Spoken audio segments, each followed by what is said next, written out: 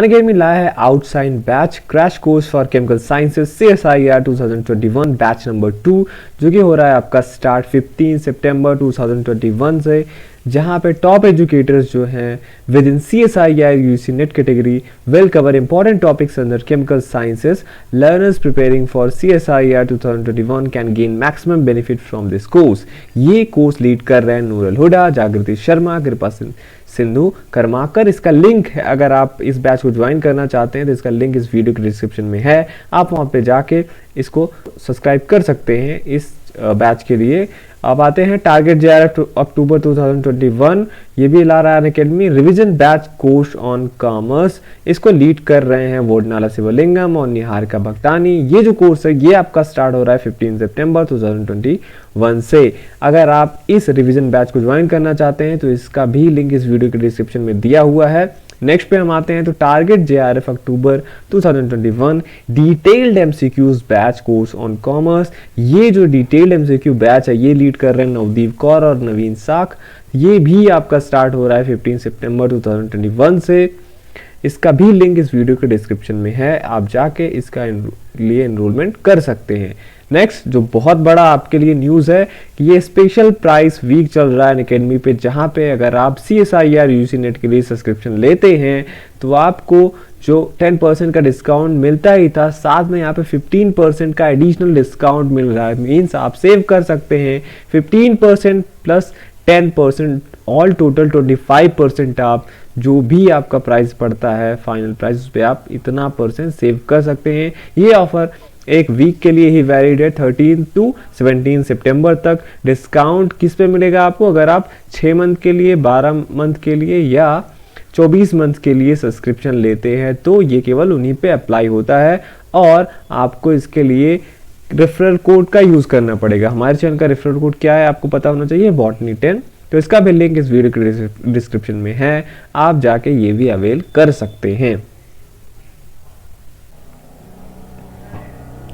अगर आप प्रिपेयर कर रहे हैं बनारस यूनिवर्सिटी के MSc बॉटनी एंट्रेंस एग्जाम के लिए तो ये बुक आपके लिए बेस्ट बुक है, जहाँ पे दिए हुए हैं 13 इयर्स के सॉल्यूशन. 2008 से लेके 2020 तक के जो भी क्वेश्चंस पूछे गए हैं उसको टॉपिक वाइज करके, means algae, fungi, bryophyte, pteridophyte ऐसे कैटेगराइज करके उनका सॉल्यूशन विथ डिटेल्ड एक्सप्लेनेशन. इस बुक में आपको एंट्रेंस एग्जाम का सिलेबस भी मिलेगा और जैसा कि मैंने आपसे बताया आंसर और एक्सप्लेनेशन पूरे के पूरे जो क्वेश्चंस पूछे गए हैं 2008 से लेकर 2020 तक के वो.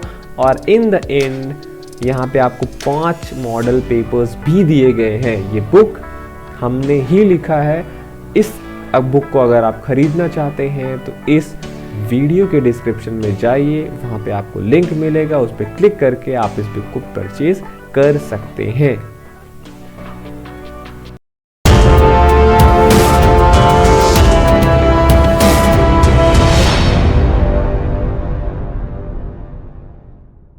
Hello friends, welcome to channel masters of botany again. मैं हूं आपका दोस्त विनय कुमार सिंह.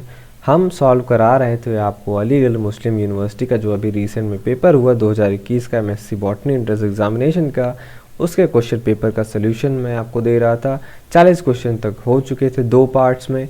अगर आपने वो नहीं देखे हैं वीडियोस तो इस वीडियो के डिस्क्रिप्शन में उसका लिंक है, आप वहाँ पर जाके उस दोनों वीडियोज़ को देख सकते हैं. ठीक है, हम अब आते हैं क्वेश्चन नंबर 41 पे. ग्राफिस स्क्रिप्टा क्या है पूछा है आपसे. फोलियोज लाइकेन है, क्रस्टोज लाइकेन है, फिलामेंटस लाइकेन है या फ्रूटिकोज लाइकेन है. तो जो आपका ये ग्राफिस स्क्रिप्टा लाइकेन है ये आता है आपका क्रस्टोज लाइकेन के अंतर्गत. तो ऑप्शन नंबर बी करेक्ट होगा. क्वेश्चन नंबर 42 पे आते हैं. प्रक्सीनिया ग्रामिनिस प्रोड्यूसेस यूरिडिया ऑन. ये भी बहुत इंपॉर्टेंट क्वेश्चन है. लगभग सभी जो एंट्रेंस एग्जामिनेशन है यहाँ पे पक्सीनिया के स्पोर जो होते हैं कितने टाइप के होते हैं और किस होस्ट पे ग्रो करते हैं ये पूछा जाता है. तो उसमें से एक ये है यूरिडिया, यहाँ से यूरिडियोस्पोर आपका बनता है. तो ये पूछा किस पे बनता है, बर्बेरिस वल्गैरिस पे, ट्रिटिकम एस्पियम पे, नाइजेला सटाइवा या लाइकोपर्सिकॉन एस्कुलेंटम. तो CD ऑप्शन है ही नहीं क्योंकि पक्सीनिया ग्रामिनिस उस पर ग्रो ही नहीं करता. बर्बेरिस वल्गैरिस और ट्रिटिकम एस्टिवम यही है. ट्रिटिकम एस्टिवम मेन होस्ट है, बर्बेरिस वल्गैरिस अल्टरनेटिव होस्ट है. जो पक्सीनिया का ये यूरिडिया बनता है ये आपका ट्रिटिकम एस्टिवम जो आपका प्राइमरी होस्ट है उसी पे बनता है। क्वेश्चन नंबर 43 पे आते हैं, which of the following is heterosporous. मैंने आपको ये भी बताया था कि होमोस्पोरस और हेट्रोस्पोरस जो टेरिडोफाइट्स होते हैं वो भी कॉमनली बहुत पूछे जाते हैं। तो इसका करेक्ट ऑप्शन क्या होगा? मैंने आपसे बोला था लाइकोपोडियम, साइलोटम और राइनिया, ये क्या है? होमोस्पोरस है। सेलाजिनेला, एजोला एक्सेट्रा आपके हेट्रोस्पोरस फर्न है। तो इसका करेक्ट ऑप्शन क्या होगा? सी, सेलाजिनेला। क्वेश्चन नंबर 44 पे आते हैं, lateral roots arise from the living cells of. कह रहा है अगर लैटरल रूट्स निकलते हैं तो वो कहाँ से निकलते हैं? एक तो होता है जैसे रूट हेयर्स हो गए, वो एपिडर्मल सेल्स के मॉडिफिकेशंस होते हैं। अगर हम लैटरल रूट्स की बात करें तो वो एक्चुअली पेरिसाइकिल के जो लिविंग सेल्स होते हैं वहाँ से निकलते हैं। तो करेक्ट ऑप्शन होगा आपका ए। क्वेश्चन नंबर 45 पे आते हैं, which of the following is सिनोसिटिक। इसमें से कह रहा है कि कौन सा एल्गी जो नीचे दिया हुआ है वो सिनोसिटिक है। दैट मीन्स वहाँ पे आपको सेप्टा नहीं मिलेंगे, दैट मीन्स वो एक साइफोनेसियस एल्गी है। तो साइफोनेसियस एल्गी क्या है आपका? वॉल्केरिया। तो करेक्ट ऑप्शन होगा डी आपका। क्वेश्चन नंबर 46 पे आते हैं, द फ्लैजिला आर हेट्रोकॉन्ट इन। देखिए फ्लैजिला एक आइसोकॉन्ट होते हैं और हेट्रोकॉन्ट होते हैं। आइसोकॉन्ट जैसे क्लोरोफाइसी के मेंबर्स हुए वहाँ पे फ्लैजिला बराबर होते हैं। तो क्लोरोफाइसी के मेंबर है यहाँ पे कौन कौन है? कारा, क्लेमाइडोमोनास, स्पायरो वगैरह।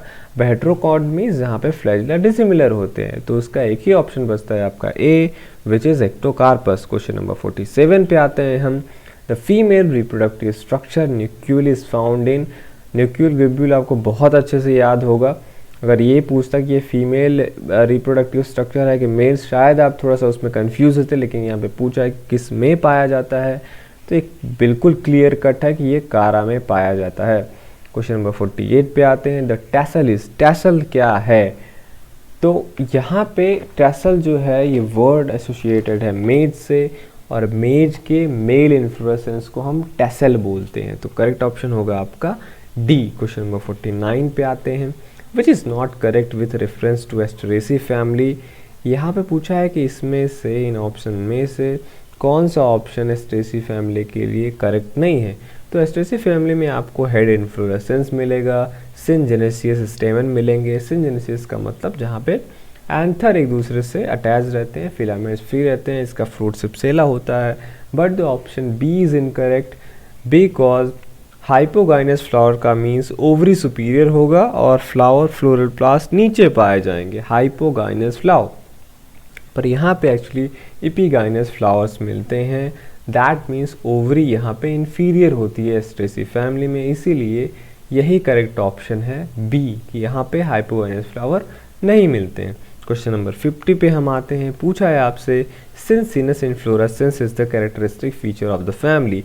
सिंसिनस inflorescence is also known as scorpioid inflorescence and it is the characteristic feature of family Boraginaceae, and none of the given family is characterized by the presence of succinous inflorescence. That is why the question is incorrect.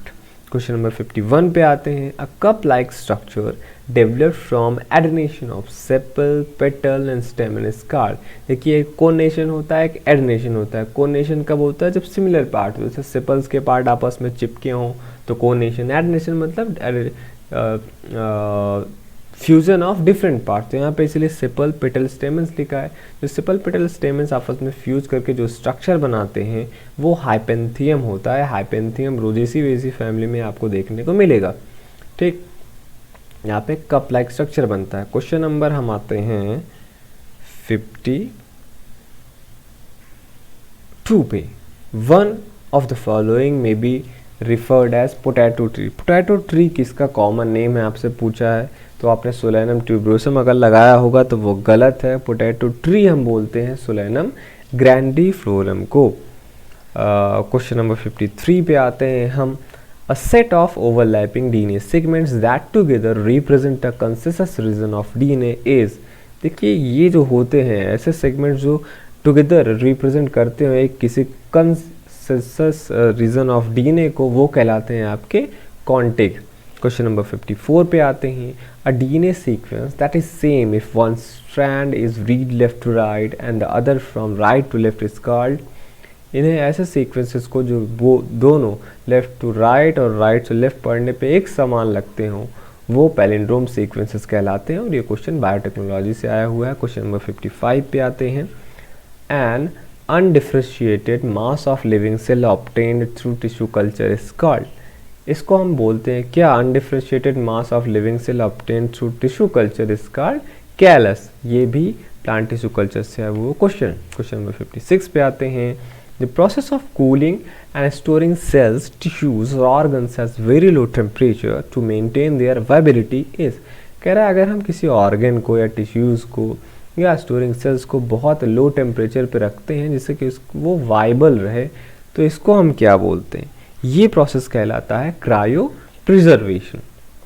Question number 57 पे आते हैं। Any process design to make seed testa more permeable to water and gases is called. कह रहा है इसमें से कौन सा प्रोसेस है जो जहाँ पे हम क्या करते हैं, जो सीड का टेस्टा होता है, सीड का कवरिंग होता है, उसको परमिएबल बनाते हैं वाटर एंड गैसेस के लिए। तो आप दो चीज़ से कंफ्यूज हो सकते थे। स्ट्रेटिफिकेशन एंड स्कैरिफिकेशन दोनों अलग अलग चीज़ें हैं। स्ट्रेटिफिकेशन में हम सीड को नेचुरल कंडीशंस प्रोवाइड कराते हैं जिसमें वो एक्चुअली ग्रो करता है ताकि वो जर्मिनेट हो सके। वहीं स्कैरिफिकेशन में हम क्या करते हैं, अगर सीड का टेस्टा परमिएबल नहीं है तो उसको हम परमिएबल बनाते हैं जिससे वो वाटर और गैसेस के लिए परमिएबल हो जाए। So the correct option is D, scarification. Question number 58 पे आते हैं। Which of the following is denitrifying bacterium. Denitrify, जब आप नाइट्रोजन फिक्सेशन पढ़ते हैं तो एक तरफ तो नाइट्रोजन फिक्सेशन होता है, फिर जो नाइट्रोजन फिक्स्ड हुआ रहता है, जैसे अगर हम बात करें बायोलॉजिकल नाइट्रोजन फिक्सेशन का तो N2 से डायरेक्ट क्या बनता है आपका NH3 बनने के प्रोसेस को हम वो कहते हैं नाइट्रोजन फिक्सेशन करते हैं। फिर जब नाइट्रोजन फिक्सेशन हो जाता है NH3 में, फिर उसको प्लांट एब्जॉर्व कर लेते हैं, ठीक है, उससे फूड वूड बनता है, जैसे अमीनो एसिड्स बन गए। फिर अमीनो एसिड का जब डिग्रेडेशन होता है तो उसको वो फिर से नाइट्रोजन गैस बनने की जो प्रक्रिया होती है वो स्टार्ट हो जाती है और उसमें एक स्टेज आता है आपका डीनाइट्रिफिकेशन, ठीक है। तो वहाँ पे जो बैक्टीरियम एसोसिएटेड है डीनाइट्रिफिकेशन से वो है आपका स्यूडोमोनास। क्वेश्चन नंबर 59 पे आते हैं। The annual rings are quite distinct in trees growing in. Annual ring आप बहुत पढ़ते हैं पर आपको ये भी जानना चाहिए कि ये कहाँ के पौधों में मिलते हैं। तो ये आपको कहाँ पे मिलेगा? ऐसे पौधों में मिलेगा, मतलब ऐसे ट्रीज़ में मिलेगा जो टेम्परेट रीजन पे ग्रो करते हैं, जहाँ पे क्या होता है, थोड़ा सा कोल्ड होता है। क्वेश्चन नंबर 60 पे आते हैं। The sporangium derive from a single cell is referred to as. ये भी बहुत पॉपुलर क्वेश्चन है। जब स्पोरेंजियम डिराइव हो सिंगल सेल से और जब मल्टीपल सेल से डिराइव हो तो उसे क्या बोलते हैं? जब सिंगल सेल से डिराइव हो तो उसे हम लेप्टोस्पोरेंजिएट बोलते हैं और जब मल्टीपल सेल से डिराइव हो तो उसे हम यूस्पोरेंजिएट बोलते हैं। तो इसका करेक्ट ऑप्शन क्या होगा? सी, लेप्टोस्पोरेंजिएट। तो ये था आपका पार्ट नंबर 3। नेक्स्ट पार्ट में पार्ट नंबर 4 जो कि लास्ट पार्ट है, इसमें हम बाकी के बचे जो क्वेश्चन हैं उनका सोल्यूशन देंगे। मिलते हैं हम नेक्स्ट पार्ट में। Thank you for watching this video.